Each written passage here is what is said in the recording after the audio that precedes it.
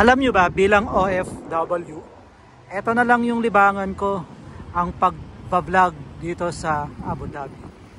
Kasi kami mga OFW, papasok ng buong araw, pagdating sa bahay, magluluto, kakain, matutulog, paggising sa umaga, maliligo, maghanda ng pagkain, magtatrabaho, buong araw, tapos pagdating sa bahay, magluluto, kakain, matutulog.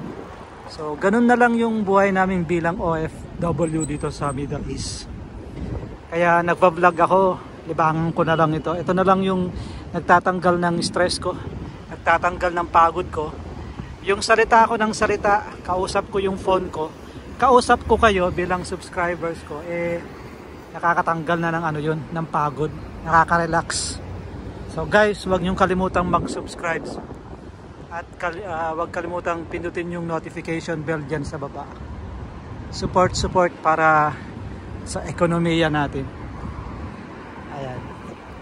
So ganito, pagka galing sa trabaho, pauwi, pag mayroong time, nagpa-vlog.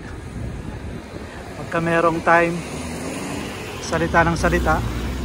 Pagka mayroong time, pinapakita ko sa inyo yung dinadaanan ko dito sa Abu Dhabi.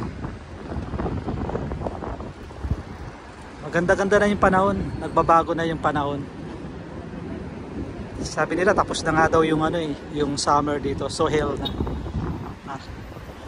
Parang tatlo yung may summer, winter, at saka Sohel.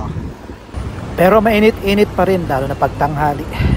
Pero pag ganitong umaga at hapon o gabi, ang ganda ng simoy ng hangin.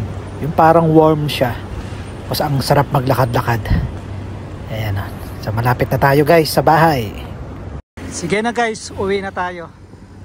Maraming salamat sa pagsama nyo sa akin. Habang naglalakad tayo, kinakausap nyo ako. Ayan.